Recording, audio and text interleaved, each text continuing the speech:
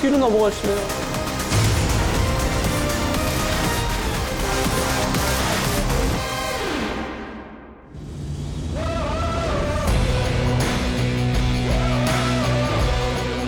블랙박스를 여는 순간 생존의 단서가 드러납니다. 생존 블랙박스.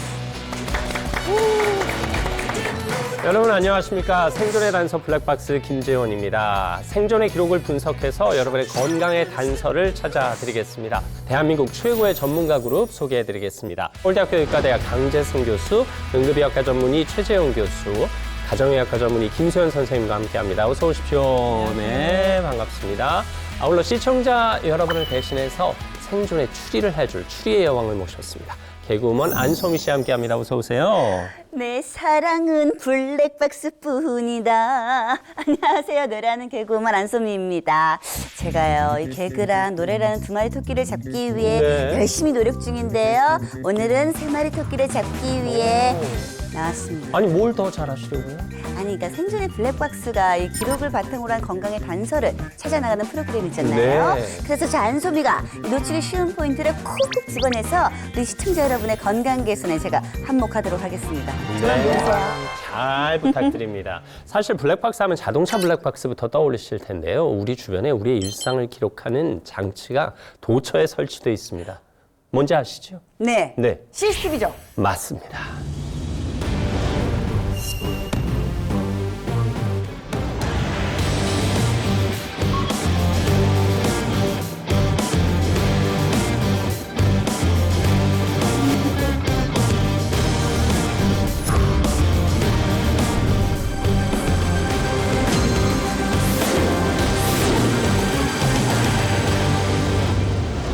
사실 안전을 담보하는 장치로서는 최고의 장치고 또 범죄 현장을 분석하는 도구로도 최고의 도구인데 의료 현장에서도 동일한 목적으로 쓰이지 않을까 싶어요. 맞아요. 네. 요즘 의료 현장에서도 CCTV가 상당히 중요한 역할을 하고 네. 있습니다.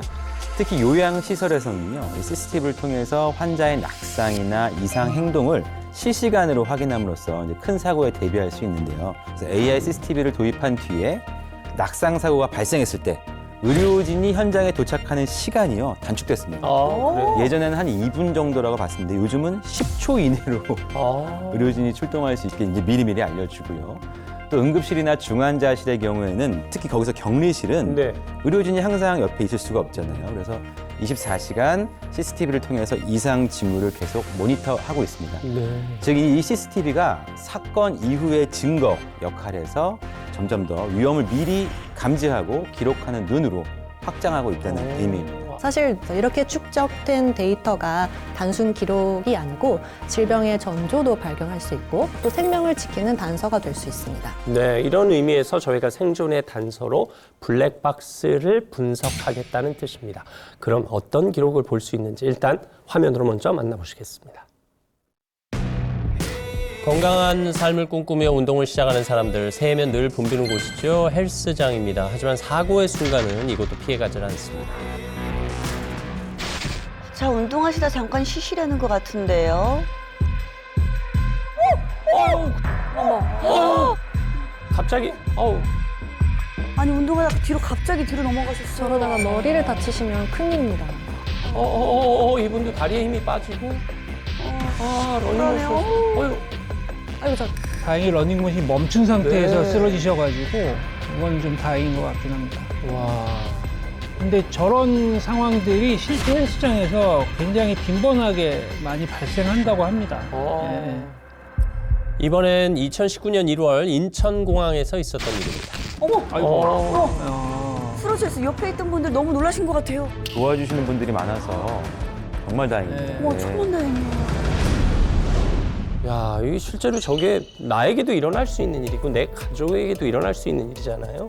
아니, 이 해외여행을 앞두고 몇 달 전부터 이제 뭐 준비하시고 설레이는 마음으로 이 공항에 갔다가 갑자기 쓰러지신 거잖아요.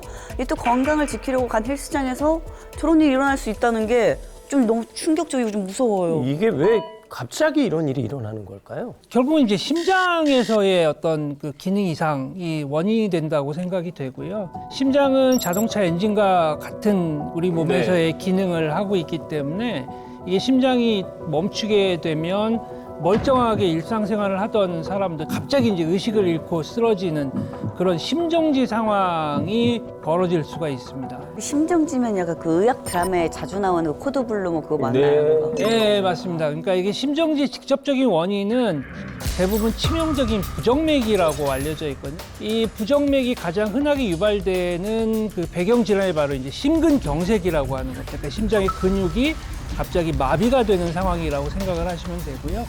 그래서 이제 부정맥은 심정지를 직접 일으키는 방아쇠고, 그다음에 심근경색 그 방아쇠를 당기게 만든 대표적인 원인이라고 생각하시면 될 것 같습니다. 근데 저희는 이제 뭐 드라마나 영화를 통해서 보고 또 뉴스 보도를 통해서 접하지만 실제로 이게 얼마나 자주 일어나는 일일까요? 질병관리청 통계를 보면요. 네. 한 1년에 3만 명 정도가 심정지로 이제 돌아가시거나 아이고. 치료를 받습니다. 그러니까 이거는 암이나 혹은 만성질환자 아니면 아주 고령이어서 실제 사망에 임박했다고 예상하는 환자를 제외한 수치입니다. 네. 교통사고로 인한 사망자가 연간 한 3, 4천 명 정도인 걸 보면 3만 명은 어마어마하게 큰 숫자죠. 네.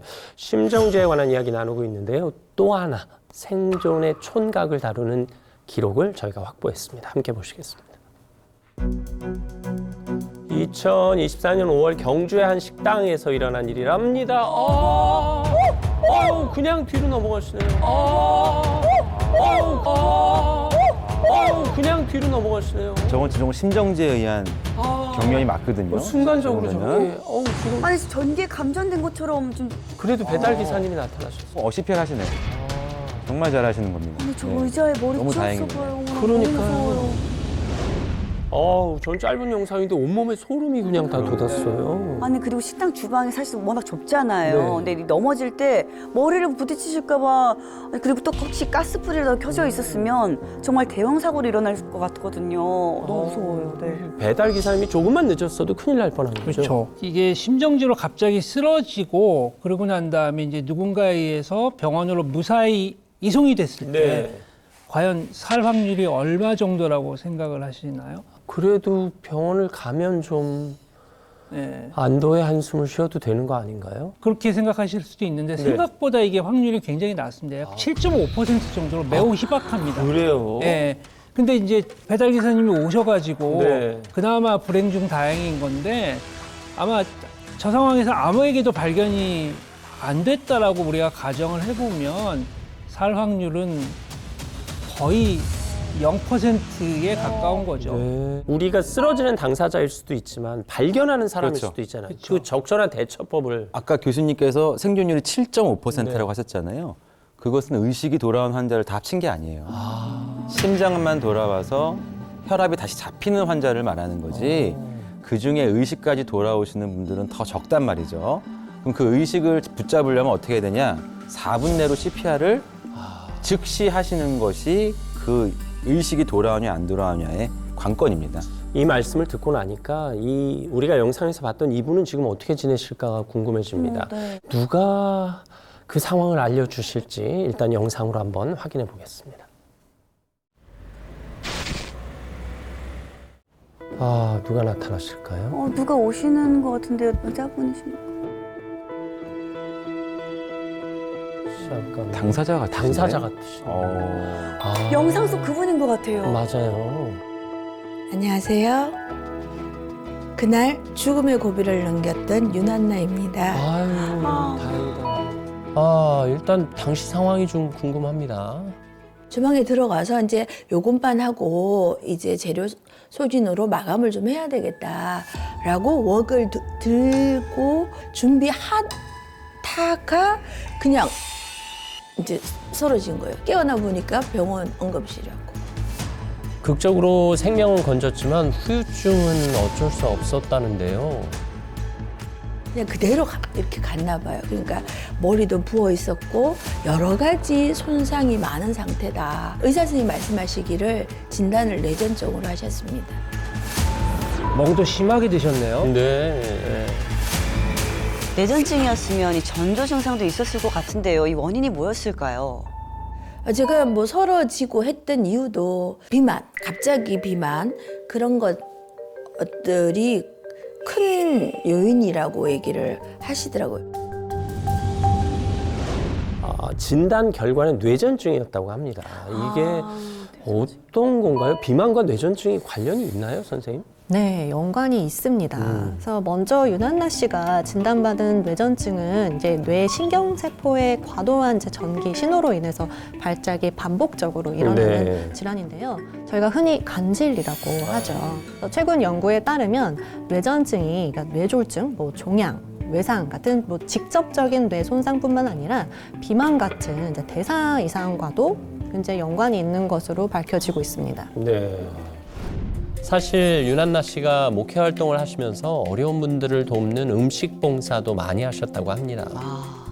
정작 본인 몸은 못 돌보셨나 봅니다. 그러게요. 제가 중국집을 하기 전까지는 원래 체중은 49, 50, 뭐 51 이렇게 계속 유지를 하다가 이제 그걸 하면서는 이제 뭐 58, 60, 61 뭐 이렇게 6자까지 들어갈 때도 있었습니다. 점차적으로 살이 조금 계속 찌고 있음에도 불구하고 무시하고 그냥 간과하고 했던 것이 가장 후회됐었어요. 실제로 사건 이후엔 식당은 접으시고요. 카페에서 가벼운 일을 하시면서 지내신다고 합니다. 그런데 요즘도 가끔 피로감을 느끼시는 모양이에요. 그 이후로도 조금 이렇게 길 가다가 조금 잘 넘어지게 되는 후유증도 많고 물건이 겹쳐 보이고 어지러워요, 가끔씩. 어떤 일상을 하면서도 내가 언제 또 그렇게 될까? 그래서 늘 이제 두렵고 염려스럽고 컨디션을 봐가면서 이제 활동을 하는 거죠. 건강 관리 잘 하셨으면 좋겠습니다. 결국 그 일이 있은 이후에 제2의 인생을 사신 것 네. 같은 그런 느낌이 들고요. 재활을 위해서 굉장히 노력을 많이 하신 것 같다라는 생각이 듭니다.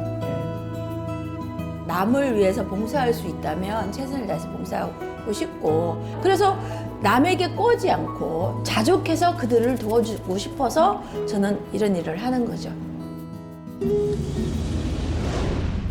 환하게 웃으시는 모습이 참 보기 맞아요. 좋습니다. 그래도 일상생활에 큰 무리는 없어 보여서 참 다행이다 싶긴 한데요. 사실 뭐 본인도 말씀하셨지만 이제 체중 관리의 문제를 간과할 수는 없거든요. 이 비만이 만병의 근원이다 이 말이 과장된 말이 아닙니다. 한 유명인의 사진을 보실 텐데요. 이분이 세상을 떠나기 전까지 비만과 사투를 벌이셨답니다. 바로 이분입니다. 제가 지금 헤어스타일을 보면은 제가 생각하는 그분인데 그 밑으로는 모르는 분이에요. 엘비스 프레슬리 아니에요? 맞아요? 네, 근데 느낌이 좀 많이 다르죠. 네, 좀 충격적이긴 합니다만 일찍 세상을 떠나셨잖아요. 네, 엘비스 프레슬리가 젊은 나이에 이제 세상을 떠나셨는데 뭐 사망 원인에 대해서는 아직까지도 명확하게 밝혀진 거는 없는데 논란도 좀 있고요. 예, 논란도 좀 있고 공식적인 사인은 심장마비라고 이제 얘기가 되고 있습니다. 그래서 말년에 이제 엘비스 프레스의 체중이요 한 160kg까지 갔다 그래요. 본인이 유명인이다 보니까 또 극단적인 다이어트도 하셨을 거고 또 그걸로 인해서 이제 요요 현상도 계속 겪었을 것이고 결과적으로 비만이 점점 더 악화되었을 것으로 예상하는데요. 즉 이제 비만 합병증으로 인해서 심장마비가 왔을 가능성이 있습니다. 네, 있다고 봐야죠. 근데 말씀하셨지만 사실 다이어트에 적은 요요 현상이거든요. 이거 그냥 당연한 건가요? 사실 다이어트 하시고 난 다음에 원래 체중으로만 돌아오셔도 다행입니다. 보통은 원래 체중보다 더 찝니다. 심지어. 네, 실제 연구에 따르면요. 다이어트에 성공하신 분들의 95%가 5년 이내에 그리고 99%가 10년 이내에 요요 현상을 겪으신다고 합니다. 그래서 문제는 이런 요요 현상이 단순히 뭐 외형적으로 이렇게 찌는 거가 그치는 게 아니라 결국엔 심각한 건강 문제로까지 이어지니까 이제 문제인 겁니다. 갑자기 너무 무서워집니다.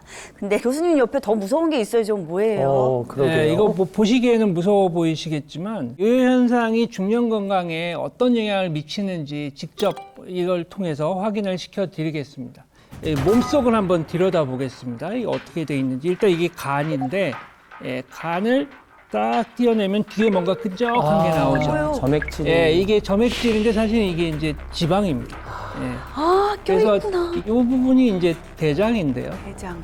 역시 마찬가지로 보면 훨씬 더 많은 지방들이 이렇게 보이죠. 이거는 사실 내장 지방이라고 얘기를 하죠. 우리 몸에서 염증을 일으키는 가장 주범이 바로 이제 내장 지방이거든요.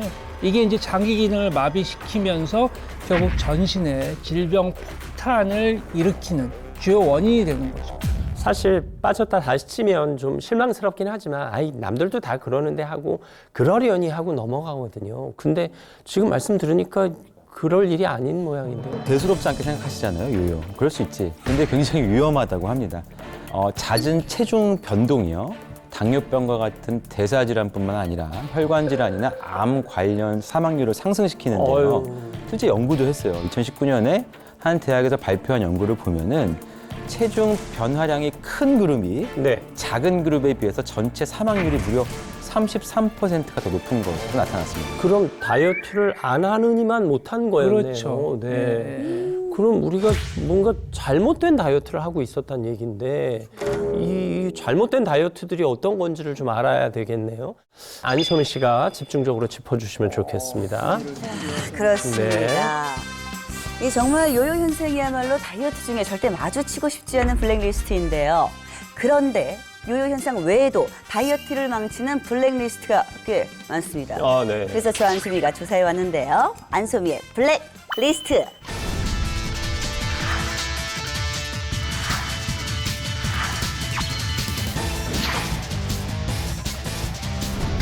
다이어트 할 때 절대 마주치고 싶지 않은 블랙리스트 첫 번째입니다. 바로 이겁니다.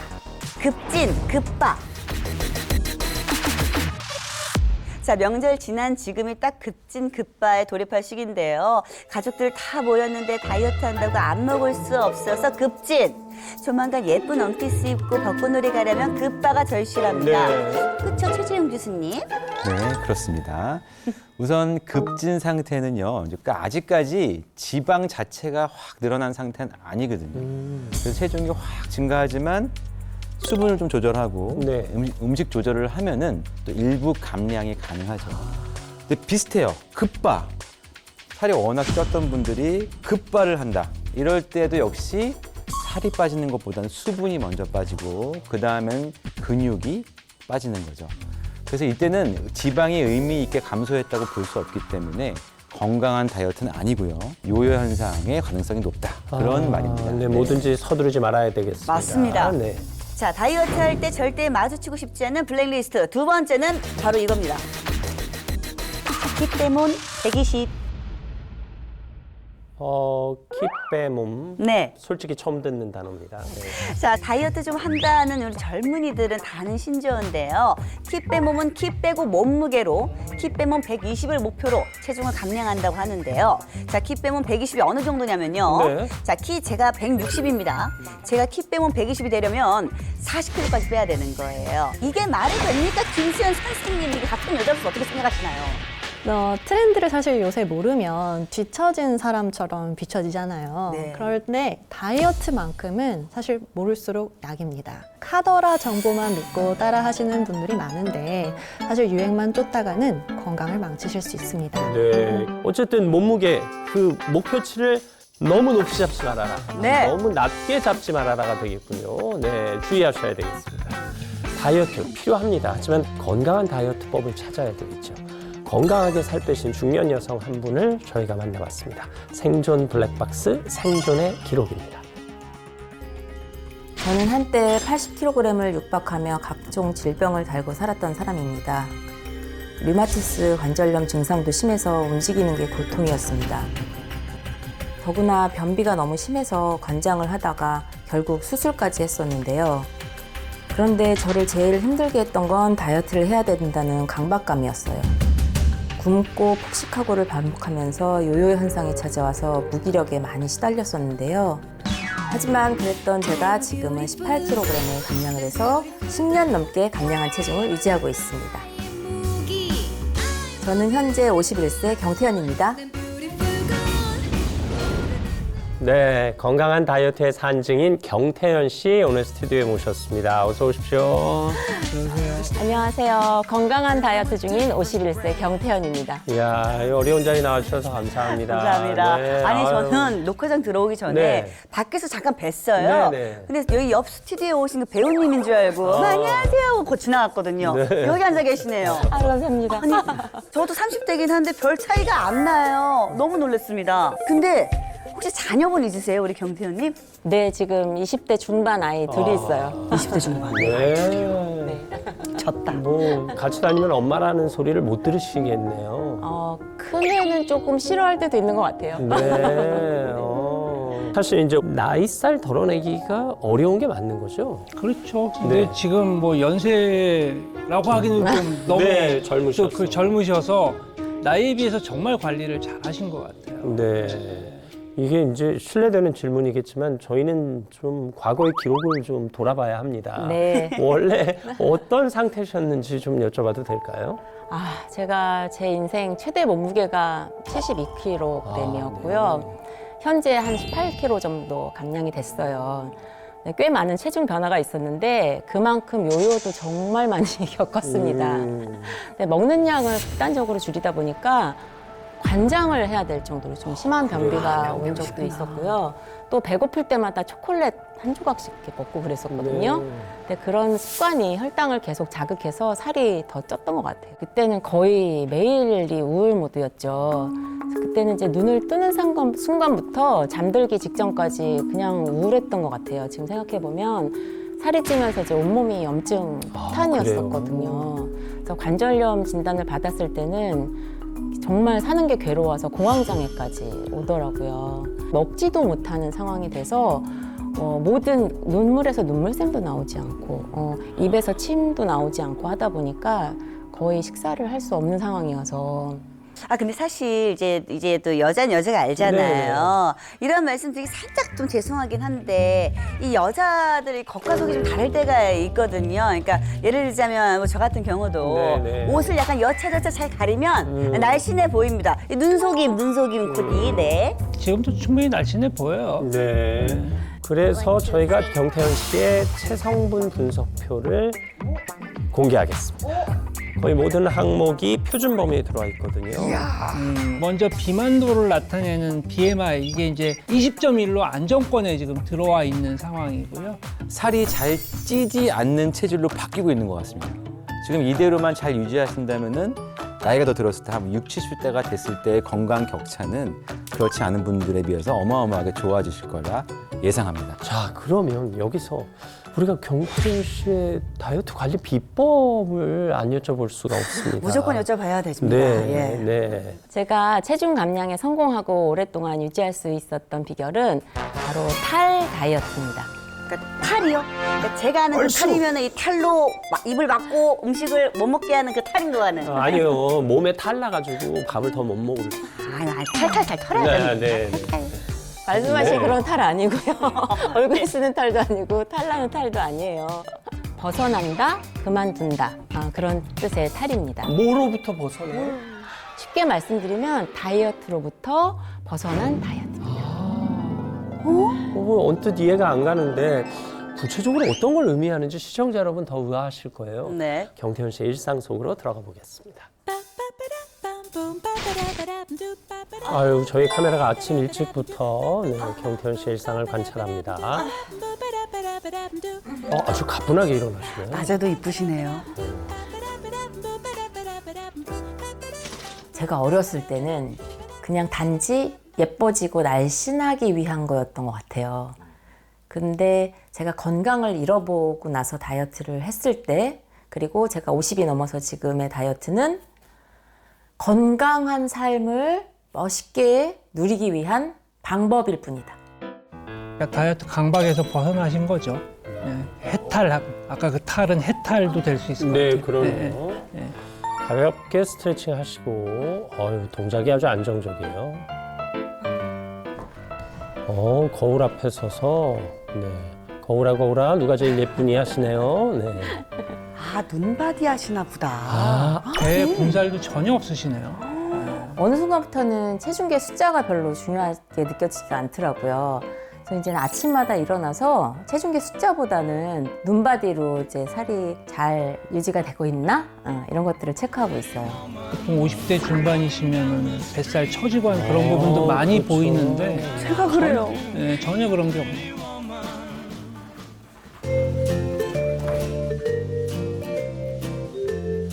자, 냉장고에서 뭘 꺼내셨어요? 뭘 드시는 거죠? 이거 비엔나 17인데요. 제가 아침마다 일어나면 꼭 챙겨 먹고 있어요.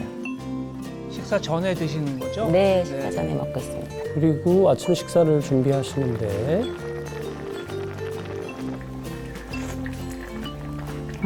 딱 좋아, 딱 좋아. 아침부터 제대로 차려 드시네요. 그럼요. 먹는 거 잘 먹어야죠. 근데 다이어트 하시는 분이 식단이 아니에요. 그러게, 네. 그런데 저렇게 든든히 드셔야 불필요한 간식을 안 먹게 되는 거예요. 저는 일부러 다이어트 식단 대신에 그냥 일반식으로 먹고 있어요. 제가 먹고 싶은 거 마음대로 먹을 수 있고 마음껏 양껏 먹을 수 있으니까 먹는 시간이 너무 행복해요. 다이어트라는 게 어려운 게 아니고 정말 즐겁게 할 수 있구나라고 생각하기 때문에 오래 지속을 할 수 있는 것 같아요. 사실 욕심을 내려놓으면요, 음식에서 좀 자유로우실 수 있거든요. 그래서 단기간에 많이 빼려고 하시니까 더 힘들어지시는 것 같습니다. 아유, 싹 비우셨어. 식사하셨으면 이제 누워서 쉬셔야 되거든요. 이 혈당 때문에. 근데 지금 바로 움직이시네요. 30대 때만 해도 의욕이 떨어지고 무기력증이 너무 심해서 움직이는 게 너무 싫었는데 지금은 움직이는 게 오히려 습관이 돼서 너무 좋더라고요.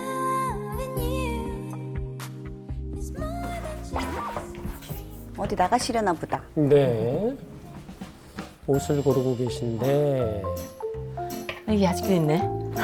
바지를 한 벌 꺼내셨어요? 이 바지 제가 예전에 살쪘을 때 입었던 바지인데 바지 위에 바지를 입는 거예요? 네, 바지 위에 저 바지를 입을 수 있을 정도면은 그러고도 저렇게 남아요? 사실 중년에 저렇게 빼기 쉽지 않으시거든요. 정말 대단하십니다. 제가 어렸을 때 저 시절에는 그냥 정신없이 살았던 것 같아요. 제 자신을 전혀 돌보지를 않았었거든요. 근데 다이어트 후에 180도 달라진 모습이 된 거죠. 네. 여긴 어디예요? 제가 다이어트를 성공하고 나니까 여러 가지 의욕도 생기고 하고 싶은 일도 생겨서 컬러 테라피 자격증을 따서 또 새로운 직업까지 찾았거든요. 대단하시다. 네. 일하다 말고 뭐 하시는 거예요? 뭐예요? 그거 거의 이제 평소 일상이요. 그냥 관리하시는 것 같네요. 뭐 거창한 운동보다 사실 이렇게 소소한 운동을 매일 꾸준히 하는 게 더 중요하다고 하잖아요. 그리고 제가 또 하루에 잊지 않고 먹는 게 있는데요. 바로 비엔날 17이 포함된 프로틴이에요. 그렇습니다. 이게 건강한 다이어트를 위해서는 중요한 게 이제 근육도 같이 네. 신경을 써줘야 되는 거거든요. 그렇기 때문에 단백질 관리는 굉장히 필수인 거죠. 안녕하세요. 백여사. 아유, 손님이 오셨네요. 오래간만. 네, 친한 언니인데요. 저 언니가 저 숨기고 싶은 흑역사를 다 알고 계신 위험한 분이십니다.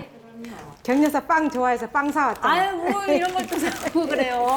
그냥 오셔도 되는데. 옛날에 빵 좋아했잖아. 와, 빵잔치네. 아유, 뭐 빵도 편하게 드시나 봐요. 드시는구나. 보통 그렇게 생각을 하시는데요. 저는 예외예요. 왜냐면 아까도 말씀드렸지만 저는 먹고 싶은 건 다 먹자주의거든요. 예전에 이렇게 잘 먹으면 내가 좀 걱정됐었어. 그때 아프기도 하고 살도 많이 쪘잖아. 실례될까 봐 말도 못하고. 그러니까요. 아니 이모 내가 준 거 잘 먹고 있어요? 오늘 깜빡 잊어먹었네. 오늘 안 먹었다. 에휴. 내가 보냉백에다가 항상 갖고 다녀요. 저도 깜빡깜빡 하니까. 그래 먹자 나도. 이거 하나 먹어. 아까 아침에 일어나자마자 드셨던 그거군요. 네 맞아요. 네. 비엔날 17인데요. 좋은 거는 또 다 같이 나눠서 먹어야 좋잖아요. 아이고. 다시 쪘다가 요요 또 얼마나 고생을 했어요. 근데 내가 비엔날 17을 먹고 나서부터 식욕이 조금 조절이 되더라고, 희한하게. 나도 그래, 나도. 그래요? 그리고 허리가 좀 많이 헐렁해졌어. 그러니까 몸이 가벼워. 네, 아유 대단한 일을 하셨습니다. 경태현 씨의 생존 다이어트 단서는 포만감 있는 식사로 간식을 줄이고 고강도 운동 대신 꾸준한 생활형 운동, 그리고 근육 관리를 하면서 체지방도 덜어내는 루틴이었습니다. 네, 저희가 경태현 씨의 일상을 들여다봤는데 사실 많은 분들이 부러워하셨을 거예요. 네. 안소미 씨의 표정도 만만치 않은데. 네. 저는 화면 들어갈 뻔했어요. 그러니까요. 네. 근데 저도 약간 이제 뭔가 바라는 게 있다면 저도 50대에도 약간 관리 잘했다 소리 듣고 싶거든요. 근데 이 영상을 보다가 눈에 들어오는 게 제가 생각 그거더라고요. 비엔날 17 맞죠? 네, 네, 맞습니다. 제가 다이어트를 시작하면서 지금까지 꾸준히 챙겨 먹고 있는 건데, 사실 다이어트라는 게 단기간에 짧게 끝나는 게 아니라요, 마라톤처럼 오래 해야 되는 거잖아요. 그래서 지속 가능한 다이어트를 위해서 제가 선택한 방법이 바로 비엔날 17입니다. 네. 비엔날 17이 정확히 뭔가요? 네, 일명 다이어트 유산균이라고 알려져 있는 비엔날 17의 정식 명칭은 락토바실러스 가세리 비엔날 17입니다. 2017년에 식품의약품안전처로부터 체지방 감소에 도움을 줄 수 있다는 내용으로 기능성 인정받은 최초의 유산균인데요. 게다가 한국의 노벨상이라고 불리는 장영실상까지 받았습니다. 사실 우리는 탄수화물을 많이 두려워하잖아요. 이게 비엔날 17이 탄수화물 섭취를 좀 자유롭게 해줄 수 있는 건가요? 사실 탄수화물은 꼭 필요한 필수 영양소잖아요. 그래도 이제 필요 이상으로 섭취했을 때 문제가 되는 거고. 사진을 좀 보시죠. 네. 뇌 사진인데요. 자, 왼쪽이 마약에 중독된 뇌, 오른쪽이 탄수화물에 중독된 뇌 사진입니다. 비슷합니다. 비슷한데요? 네. 실제 이제 탄수화물은 마약과 같은 강한 중독성으로 쉽게 끊기가 어렵다는 의미를 보여주고 있습니다. 네. 사실 탄수화물 중독인 거잖아요. 이거 뭐 어떻게 뭐 하루아침에 끊어낼 수 있는 방법은 없는 건가요? 네, 비엔날 17이 과하게 먹은 탄수화물의 흡수를 막아주는 데 도움이 될 수도 있습니다. 어떻게 그게 가능한 건지 간단한 실험으로 보여드리도록 하겠습니다. 이제 수조를 우리의 몸, 체망을 소장, 그리고 이제 작은 구슬을 단당류라고 가정해 보겠습니다. 우리가 탄수화물을 섭취를 하면 그 크기가 작은 단당류 형태로 변해서 이제 빠르게 흡수가 되는데요. 이때 이제 비엔날 17을 함께 섭취를 하시면 흩어져 있던 단당류들이 서로 달라붙어서 큰 덩어리, 그러니까 다당류로 변하는데요. 크기가 커지니까 체내에 잘 흡수되지 않아서 살이 덜 찌게 되는 거죠. 그래서 실제로 쥐를 대상으로 12주간 실험을 한 결과가 있는데요.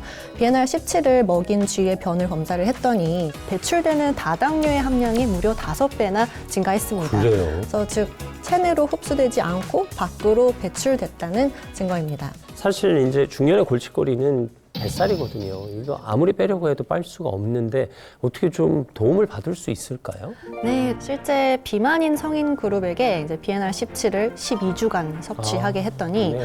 허리둘레는 한 5cm 감소가 있었고요. 복부 내장 지방도 함께 감소를 했습니다. 또한 비만이 개선이 되면서 비만 합병증을 대표하는 이제 당뇨병 개선에도 유의미한 영향을 미친다는 사실이 확인되었습니다. 근데 일단 뭐 도움 받으신 분이 여기에 나와 계시니까요. 실제로 체중 감량 외에 다른 변화도 있었습니까? 제가 비엔날 17을 수년째 좀 꾸준히 먹고 있거든요. 근데 일단 다이어트 때마다 제일 저를 괴롭혔던 게 변비였었어요. 근데 그 변비 개선을 하는데 많이 좀 도움을 받았고요. 비엔날 17을 꾸준히 챙기면서부터 좀 뭘 먹어도 소화가 좀 잘 되는 것 같고 그러다 보니까 몸이 좀 가벼워지는 느낌이 많이 들더라고요. 그러면 재영쌤, 저 사실 제가 이거 화장실을 잘 못 가요. 그래요? 왜 이렇게 하는데? 아니 못 뭐 그러실 가는데. 수 있죠. 근데 비엔날 17이 장 건강에도 도움이 될까요? 비엔날 17이 유산균이기 때문에 장내 유익균을 증식시키고 또 유해균을 억제하는 등의 이제 장 건강 증진에 도움이 될 수 있습니다.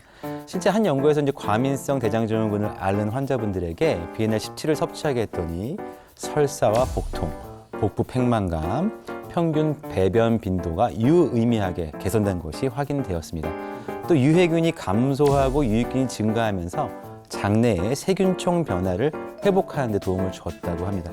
경태현 씨가 뭐 실질적인 도움을 받으셨으니까 그럼에도 불구하고 이렇게 전문가들이 얘기를 듣고 나니까 마음이 좀 놓이시겠어요. 저도 식욕 관리에 많은 도움을 받았어요. 예전에 극단적으로 관리할 때는 그냥 입 터지면은 막 먹었거든요.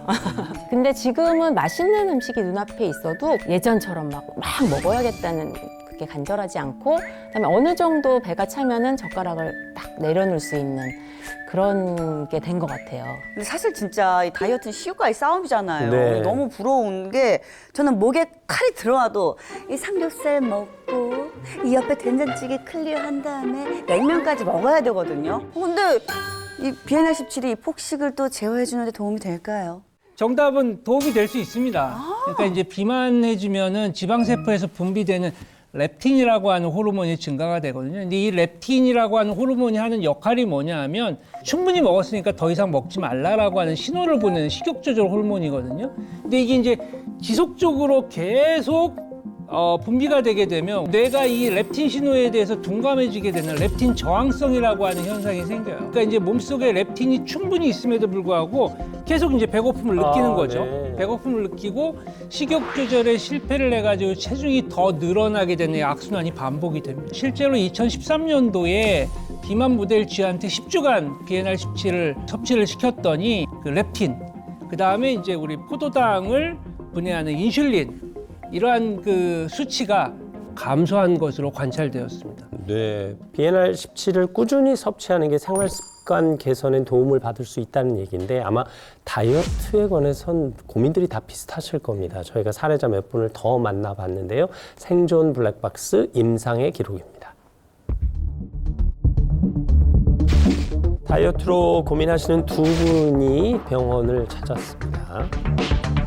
다이어트 한다고 음식도 많이 조절하고 깻잎도 많이 굶어보고 했는데도 몸 키로의 변화가 안 생겨가지고 고민이에요. 매일 다이어트로 고민하셨다고 하죠. 성순이 씨고요. 제가 50대인데 벌써 혈압약, 당뇨약, 고지혈증약 다 먹고 있거든요. 근데 이 셀고가 비만이 원인이라고 하더라고요. 건강을 위해서 다이어트를 했는데 요요가 와서 오히려 더 안 좋아진 것 같아요. 비만으로 건강을 걱정하는 또 생활습관병을 앓고 계신 강효정 씨입니다.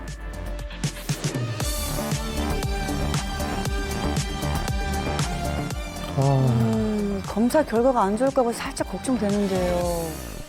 요 사이가 하얀 게 있는데 이게 내장 지방이에요. 한 3cm 가까이 있으면 되게 많은 거예요. 그러니까 뺄 게 많네요. 피하 지방도 빼야 되고 내장 지방도 빼고 지방간도 빼야 되고.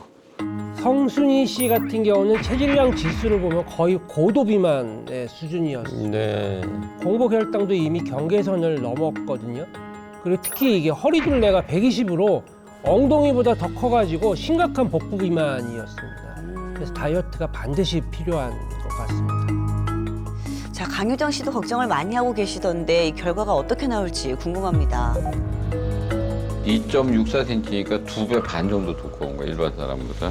그만큼 지방이 많다는 거죠. 내장 지방에서 뭐가 많이 나오냐면 지방세포가 커지면서 나오는 게 발암물질하고 활성산소하고 염증물질이 나와서 몸속에 돌아다니기 때문에 살을 꼭 빼셔야 됩니다. 네, 강효정 씨는 혈관 쓰리고 진단을 받았는데도 관리가 안 되는 상황이셨는데요. 특히 허리둘레가 95cm로 명확한 내장 지방형 복부 비만이십니다. 더 큰 질병을 막기 위해서는 다이어트가 시급합니다. 그래서 두 분이 2주 동안 도전에 들어갔습니다. 꾸준한 운동하셨고요. 일단 식단을 개선하셨다고 합니다. 그리고 무엇보다 BNR17을 꾸준히 섭취하면서 관리를 이어가셨다고 하네요. 다이어트 유산균 BNR17이 체중 감량에 도움이 된다고 해서 먹고 있어요. 계속 먹으니까 몸이 가벼워지는 느낌도 들어서 꾸준히 챙겨 먹고 있어요.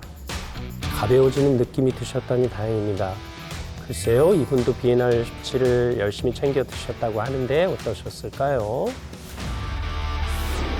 두 분 모두 열심히 관리하셨는데 이 제발 좋은 결과가 있었으면 좋겠습니다. 그러게 말입니다. 결과가 나왔습니다. 우리의 바램만큼 좋은 결과가 있네요. 네. 예, 1.8kg이 감량이 됐고 혈액 수치도 좋아졌습니다. 허리둘레도 10cm가 줄어들면서 아주 긍정적인 결과를 냈는데요. 하지만 조금 더 노력을 하시면 더 좋겠습니다. 강효정 씨는 1.5kg 감량을 하셨는데요. 조금 더 노력하시면 앞자리 숫자 6도 알아볼 수 있을 것 같습니다. 네. 특히 허리둘레 3cm가 줄면서 복부 비만에서 조금은 멀어지셨습니다. 두 분 모두 긍정적인 결과를 받아서 저희가 마음이 참 좋습니다. 경태원 씨도 비슷한 경험하신 분들 보니까 기분 좋으시죠? 아, 그럼요. 예전에 제가 이렇게 두 분 모습이랑 크게 다르지 않았었거든요. 근데 2주 만에 이렇게 긍정적인 변화를 네. 가지고 이루신 모습에 너무 감회가 새로웠고, 저도 앞으로 더 열심히 관리해야겠다는 생각이 더 드네요. 네. 근데 저는 약간 체중보다 이 허리랑 엉덩이 둘레 사실 살짝 이 눈여겨봤거든요. 네네. 근데 이 팔다리는 가늘어지고 이 배랑 엉덩이만 좀 펑퍼지면서 이 사실 슬픈 중년이잖아요. 근데 김수현 쌤, 저 두 분만 저런 변화가 있는 건 아니겠죠? 네, 아닙니다. 비만한 성인에게 BNR 17을 12주간 꾸준히 섭취하게 했더니 평균 체중과 엉덩이 둘레, 체질량 지수 모두 감소했다고 합니다. 이러한 결과는 BNR 17을 꾸준히 섭취를 하시면 비만 성인의 내장 지방량 감소에 기여할 수 있음을 시사하고요. 물론 개인의 체질이나 생활 습관에 따라 결과는 달라지실 수 있습니다. 네. 사실 체중 감량도 좋고 허리둘레 줄어드는 것도 좋습니다만 기왕이면 좀 탄력을 유지했으면 좋겠는데요. 네. 그렇게 하기 위해서 앞에서 계속 여러 번 말씀드렸지만 다이어트 할 때 가장 신경 써야 될 것 중에 하나 이제 근육량을 유지시키는 게 그러니까요. 이제 가장 중요하거든요. 실제 한 연구에서 근육 손실을 시킨 유발을 한 쥐에서 3주간 BNR 17을 섭취하게 했더니 근육 단백질을 합성하는 유전자의 어떤 발현이 증가가 되고요. 그 다음에 근육 단백질을 분해하는 유전자, 그 유전자들은 이제 감소하는 것으로 확인이 됐습니다. 제가 요번에 사실 26년도잖아요. 그래서 살 좀 빼보려고 운동을 좀 한번 잠깐 끊었었는데요. 운동을 다니려고 하다 촬영이 너무 바쁘니까 안 다니게 됐거든요. 근데 살이 너무 쭉쭉 붙는 거예요. 그러니까 저처럼 약간 지방이 고민인 분들에게도 이 BNR 17이 좀 도움이 될까요? 네, 이제 운동량이 줄면 이제 축적된 잉여 지방으로 지방세포가 커지는데요. 이때 BNR 17이 최대 400배까지 커지는 백색 지방의 감소에 도움을 줄 수 있습니다. 그래서 실제 쥐에게 BNR 17을 10주간 섭취하게 했더니 지방세포 크기가 평균 한 35% 감소한 것으로 나타났고요. 이해를 돕기 위해서 간단한 실험을 준비를 했는데요. 초를 지방을 태우는 유전자, 그리고 버터를 지방이라고 가정하겠습니다. 지방 연소 유전자가 하나일 때는 천천히 녹지만 여러 개로 늘어나게 되면 지방이 녹는 속도가 빨라지는 걸 볼 수 있습니다. 오, 진짜 녹는다. 네, 이와 같은 결과를 통해 BNR 17을 섭취하면요, 지방을 분해하는 유전자들이 활성화돼서 비만 관리에 도움이 될 수 있다는 것을 알 수 있습니다. 아무리 운동해도 안 빠져, 아무리 덜 먹어도 안 빠져 하시는 분들에게는 희소식이 아닐까 싶은데요. 그래도 BNR 17 꾸준히 섭취할 때 주의해야 할 사항도 있지 않을까 싶습니다. 네, 다이어트 유산균인 BNR 17은 네. 과다 섭취할 때에는 이게 설사나 복통 등의 부작용을 유발할 수 있기 때문에 하루 권장량을 꼭 지켜서 섭취하시는 것이 좋습니다. 그리고 제일 중요한 건 식약처에서 체지방 감소 기능성을 인정받았는지가 중요하겠죠. 네, 기본적인 원리를 설명드렸고요. 개인의 체질과 생활 습관에 따라 결과가 달라질 수 있음도 인식해 주시면 감사하겠습니다. 생존의 단서 블랙박스, 오늘 산 증인으로 나오셨는데 함께 하시고 어떠셨어요? 오늘 나와서 선생님들 말씀 또 들어보니까 많은 공부가 됐고요. 아름다움과 다이어트는 건강하려고 노력하면 따라오는 부산물이지 다이어트가 목적이 된다면 오랫동안 못한다는 거를 오늘 하면서도 굉장히 많이 느꼈습니다. 네.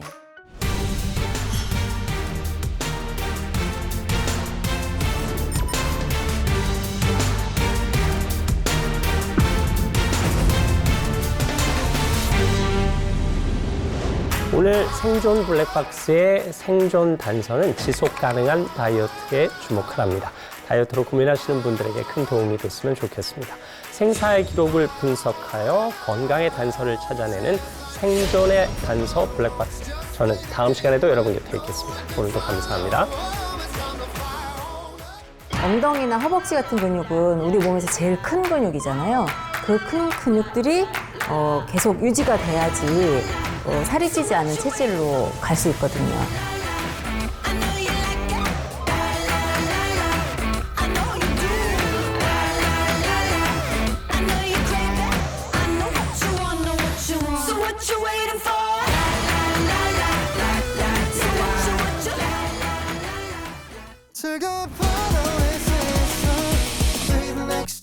채널